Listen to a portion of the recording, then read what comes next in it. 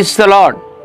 ఉదయకాల సమయంలో బీదవాణ్ణి, బీదదాన్ని, బీద కుటుంబం, నా జీవితం చిన్నది, నా కుటుంబం చిన్నది, నా ఉద్యోగం చిన్నది, నా జీతము చిన్నది, నా ఇల్లు చిన్నది, నా బంధువులతో స్నేహితులతో పోల్చుకుంటే నేను బీదవాడిగా ఉన్నాను. నా తోబుట్టులంతా బాగా ఆశీర్వదించబడ్డారు, గొప్ప పదవి కలిగి ఉన్నారు.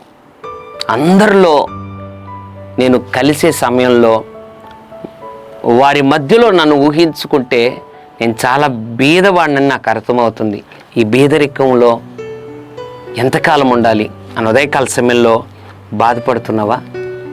ఒక మాట చెప్పమంటారా? దేవుడు ఈ బీదరికాన్ని తొలగించగలడు. కొంతకాలమును అనుభవిస్తున్న ఈ బీదరికంలోనే దేవుడు గొప్ప దీవెన దాచాడు. బీదరికంలో దీవెన ఉందా అని అనుకుంటున్నావా? అవును. యెషయా గ్రంథం 29వ అధ్యాయం 19వ వచనం, మనుష్యులలో బీదలు ఇజ్రాయేలు యొక్క పరిశుద్ధ దేవుని యందు ఆనందించెదరు. ఎంత అద్భుతమైన మాట! బీదలు పరిశుద్ధ దేవుని యందు ఆనందిస్తారు. అవును, ఒక్కసారి ఆలోచన చేయి. నీ బంధువులకి, స్నేహితులకి అన్నీ ఉంది, కానీ ఆనందం ఉందా? వారికి ఉన్నంత ఉద్యోగం, వారికి ఉన్నంత ఇల్లు, వారికి ఉన్నంత డబ్బు, వారు వాడుతున్న వస్తువులు, వనరులు, వాహనాలు నీ దగ్గర లేకపోయినా నీ బీద కుటుంబంలో దేవుడు ఆనందం ఉంచాడు. చూసారా? ఇది గొప్ప ధనవంతునికి కూడా దక్కని భాగ్యం. ఇందును బట్టి ఎప్పుడైనా ప్రభుని స్తుతించావా? నువ్వు స్తుతించి చూడు.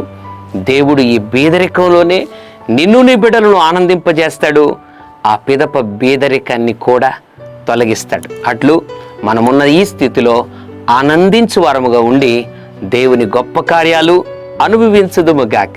పరిశుద్ధుడా, ప్రేమగల తండ్రి, నీకు వందనాలు.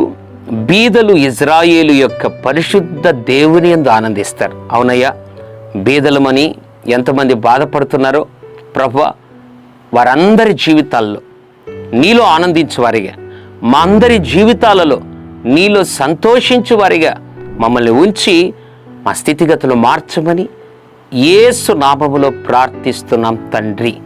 Amen, amen. God bless you.